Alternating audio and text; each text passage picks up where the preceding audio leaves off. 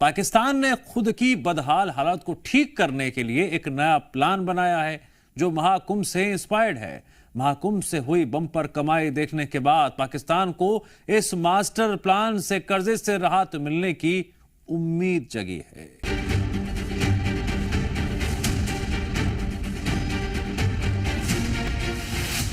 पाकिस्तान मंदिर गुरुद्वारा क्यों बनाने लगा?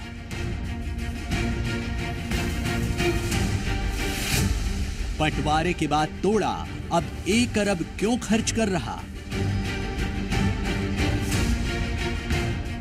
जो पाकिस्तान मजहब के नाम पर बना, जहां अल्पसंख्यकों पर अत्याचार जग जाहिर है, जहां गैर इस्लामिक धार्मिक स्थलों को चुन चुन कर निशाना बनाया जाता है, अब उस पाकिस्तान को मंदिरों और गुरुद्वारे में ऐसा क्या दिखा कि 1 अरब पाकिस्तानी रुपए खर्च करने के लिए तैयार है? मंदिरों और गुरुद्वारों का विकास किया जा रहा है।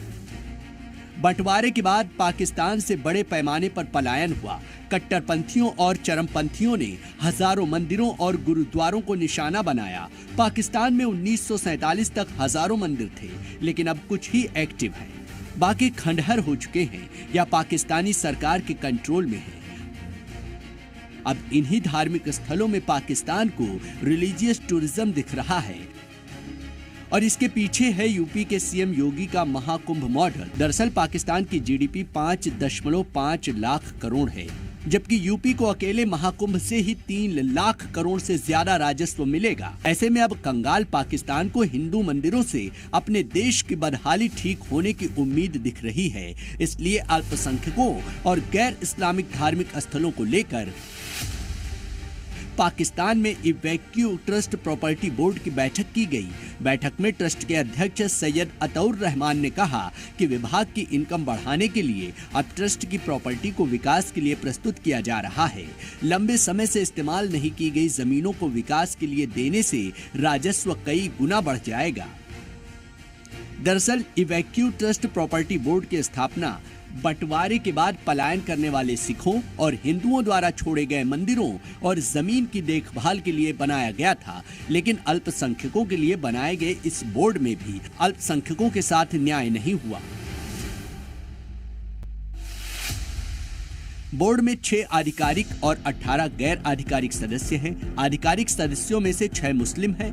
कुल 18 गैर आधिकारिक सदस्यों में से केवल 8 अल्पसंख्यक हिंदू और सिख समुदाय से हैं। अब उन्हीं हिंदू मंदिरों और गुरुद्वारों के भरोसे पाकिस्तान सरकार अपनी इनकम ठीक करने की जुगाड़ में है, जिसके लिए शहबाज सरकार 1 अरब पाकिस्तानी रुपए खर्च करके ननकाना साहिब, पंजा साहिब, हिंगलाज माता मंदिर और कटास राज मंदिर का जीर्णोद्धार करवा सकती है, जो बड़े आकर्षण के केंद्र और धार्मिक टूरिज्म का हब बन सकते हैं। कुछ दिन पहले ही पाकिस्तान ने कटास राज मंदिर के दर्शन के लिए 154 भारतीयों को वीजा इशू किया है।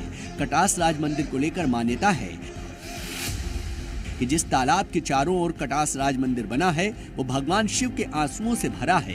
कहते हैं कि भगवान शिव अपनी पत्नी सती के साथ यहाँ रहते थे। उनकी मृत्यु के बाद दुख से त्रस्त शिव अपने आंसू नहीं रोक सकी। वो इतना रोए कि उनके आंसुओं से 2 तालाब निर्मित हो गए। एक पाकिस्तान के कटास राज में है, जबकि दूसरा राजस्थान के पुष्कर में है। प्राचीन मंदिरों का विकास कर पाकिस्तान एक साथ कई मंसूबे पूरे करना चाहता है, जिसमें डूबती इकोनॉमी बचाना, विदेशी मुद्रा कमाना, टूरिज्म सेक्टर को बढ़ावा देना, धार्मिक आजादी की इमेज बनाना, इंटरनेशनल दबाव कम करना और भारत समेत कई दूसरे देशों से संबंध सुधारना शामिल है। लेकिन पाकिस्तान की सबसे बड़ी चुनौती तो उसके घर में बैठी है। सरकार मंदिरों का विकास तो कर देगी, लेकिन क्या उनकी सुरक्षा की गारंटी दे पाएगी? पाकिस्तान ने प्लान तो बना लिया और शायद भीख मांगकर पैसे भी खर्च कर दे, लेकिन जब तक उसकी कट्टर सोच नहीं बदलेगी, पाकिस्तान के हालात बदलने की उम्मीद ना के बराबर है।